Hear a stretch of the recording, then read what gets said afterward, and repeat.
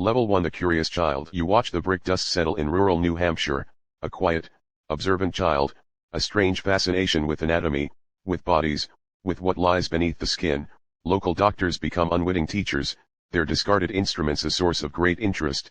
You feel a cold detachment, dissecting small animals with precise, steady hands, the resistance of flesh, the texture of organs. Each new sensation is purely data. Books on medicine fill your room, their dense pages whispering secrets of life and death. You master deception early, a smooth, convincing lie always ready on your quick tongue. People trust your bright, intelligent eyes, never seeing the cold calculation hidden deep inside. College for medicine, a natural choice, studying the human form, its intricate frailties. Cadavers are fascinating puzzles, their silent forms yielding endless valuable knowledge to you. You discover insurance fraud, a simple, elegant way to profit from death itself. Switching bodies in the morgue, a perfectly executed plan, leaving no real trace behind. The cold, hard cash feels satisfying, a direct reward for your intellectual superiority always. A hunger grows, for more control, more power, more intricate, elaborate schemes. The city of Chicago beckons now, a vast, unsuspecting playground for your grand design. Level 2 The Isolated Teenager. Chicago's streets pulse with frantic energy, a perfect cover for your true intentions. You acquire a drugstore, feeling the worn wooden counter beneath your ambitious fingertips. Expansion is key, building upward, a structure rising against the city's busy skyline.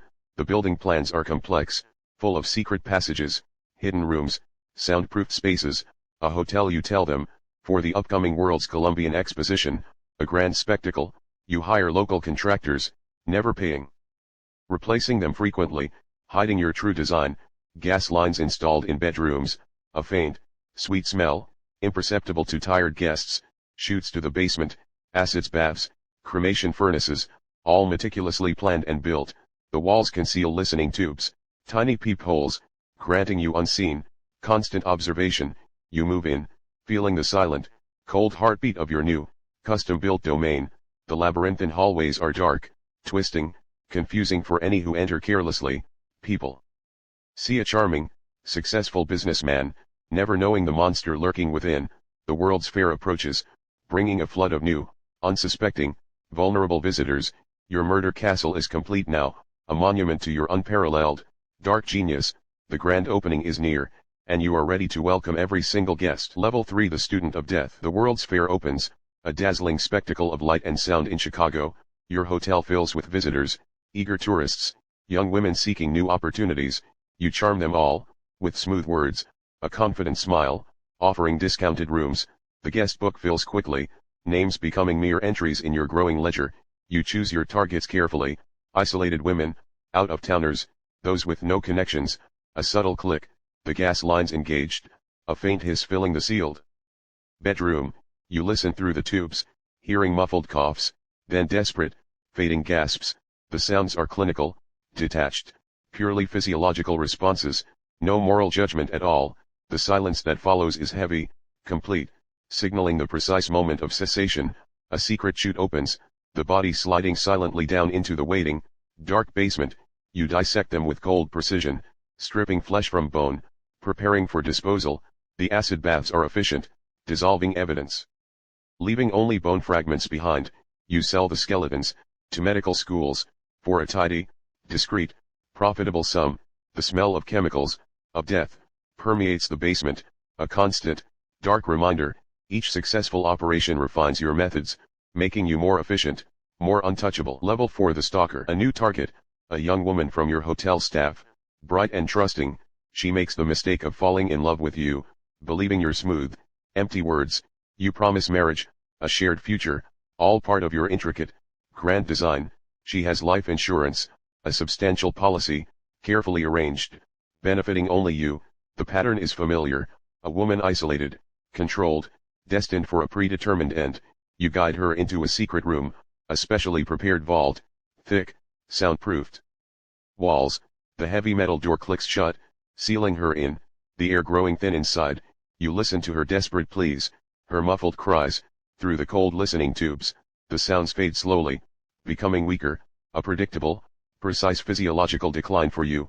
The silence is absolute, a testament to the vault's perfect, dark engineering.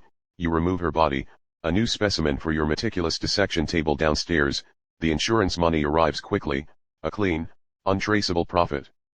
For your careful work, her family asks questions, but your lies are well rehearsed, charmingly delivered, impenetrable. The murder castle continues its grim work, a silent, efficient, deadly machine. Your hunger for control grows, demanding more intricate, more daring, more deadly games. Level 5 The Novice Killer. The World's Fair ends, the crowds disperse, leaving your hotel emptier than before. You begin to dismantle parts of the castle, selling furniture, avoiding suspicious debts. Insurance companies grow wary, questioning the sudden disappearance of your various wives. You decide to leave Chicago, seeking new opportunities, a fresh, unsuspecting hunting ground, a new target, a family of 3, a wife and 2 young children. Trusting, vulnerable, you persuade them to accompany you, promising a fresh start, a new life in Texas. The journey is long, tedious, their innocent questions a dull, persistent drone in your ears. You stop at a quiet house in Indiana, a temporary staging ground for your grim plans. The heavy scent of chloroform, sickly sweet, fills the small, enclosed room completely.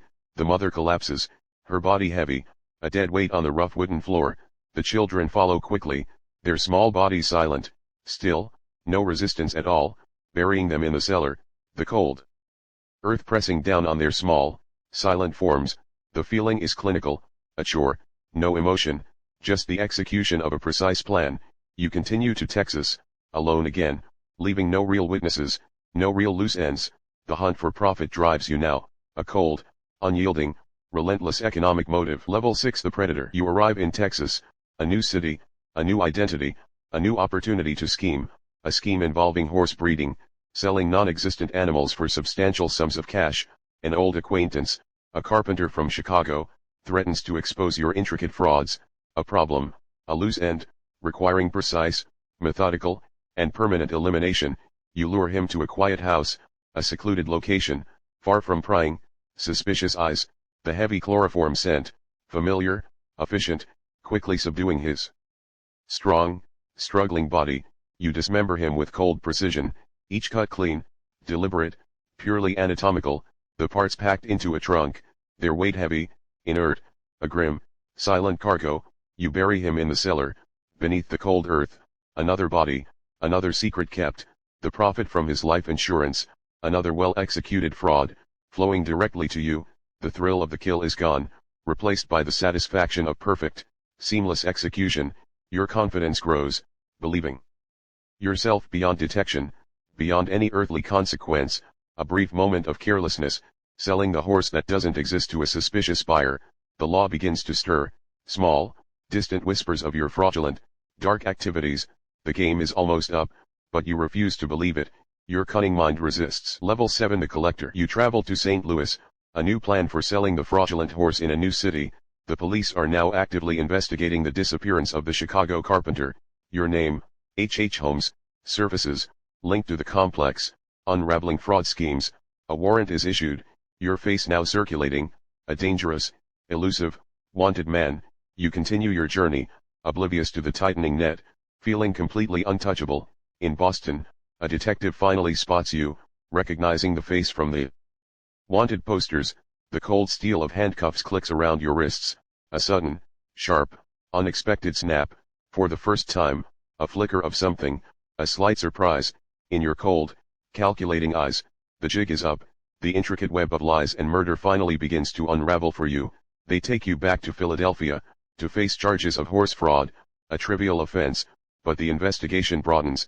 The disappearance of the Chicago carpenter now a central focus. Detectives meticulously trace your steps, uncovering a trail of fraud, deceit, and dead bodies. The scope of your crime slowly emerges, revealing a monster far beyond simple fraud. The newspapers feast, printing sensational headlines, detailing the horrors of the murder castle. Your carefully constructed world crumbles, the walls of your dark genius closing in. Level 8 The Media Phantom. The revelations about your murder castle shock the nation, a true spectacle of horror. Every secret passage, every gas chamber, every acid bath, laid bare for all to see. The press labels you a monster, America's first serial killer, a chilling, indelible title. You relish the attention, the widespread recognition of your unparalleled intellectual prowess. Interviews with journalists, your calm, articulate voice weaving a new narrative, a complex defense, you blame your lawyers, claim insanity, even hint at demonic possession, always changing your story. Public opinion is divided, some believing your charm, others seeing the cold, calculated truth. Your trial becomes a media circus, every detail sensationalized, every word scrutinized. The court meticulously reconstructs your crimes, victims' families weeping silently in the gallery, evidence mounts, overwhelming, irrefutable proof of your methodical, dark ingenuity. The jury returns a guilty verdict, their faces grim, a collective judgment against your acts, sentenced to hang, a final, absolute sentence, the ultimate price for your dark games. You remain calm, even smiling, convinced of your continued intellectual superiority until the end. The world remembers you, H. Holmes, but they will never truly comprehend your complex mind, your legacy secured, a true phantom, haunting their nightmares forevermore. Level 9 The Cross-Country Killer. Your final days in Moyamensing prison, the stone walls cold and unyielding now, the gallows stand ready, a grim wooden structure, waiting for its final, heavy burden. You pen a memoir, a final attempt to control your narrative, to shape your legacy, filling pages with twisted logic, blaming others, a desperate final act of self-preservation. You recant confessions, claiming innocence, maintaining the intricate web of deceit until death. A profound fear of dissection consumes you, a morbid irony. Given your past actions, you request your body be buried in concrete, a final, desperate attempt to avoid scientific scrutiny. The morning of execution arrives, May 7, 1896, cold and gray, a somber stillness. You walk steadily to the gallows, your footsteps measured, controlled, devoid of visible fear. The rope feels rough, thick, against your exposed neck, a physical sensation, nothing more, a black hood placed over your head, plunging you into complete, suffocating darkness. Now, the trapdoor springs open, a sudden, jarring drop, the rope tightening with a sharp snap. Your body twitches, struggling, for 15 agonizing minutes, a final, brutal resistance, then stillness, complete, absolute silence, the heavy weight of death settling on you, the ultimate control you craved, now stolen by the cold, indifferent hand of justice. Level 10 The Untouchable. Your body is encased in concrete, buried deep beneath the prison grounds, as requested, a final, desperate attempt to evade the dissecting gaze, to preserve your dark secrets. The murder castle is demolished, a symbol of horror erased from the Chicago skyline. New buildings rise, but the whispers of its dark history linger, a haunting presence. The exact number of your victims remains unknown, a true testament to your cunning deception. Some say 50, others over 200, the true tally.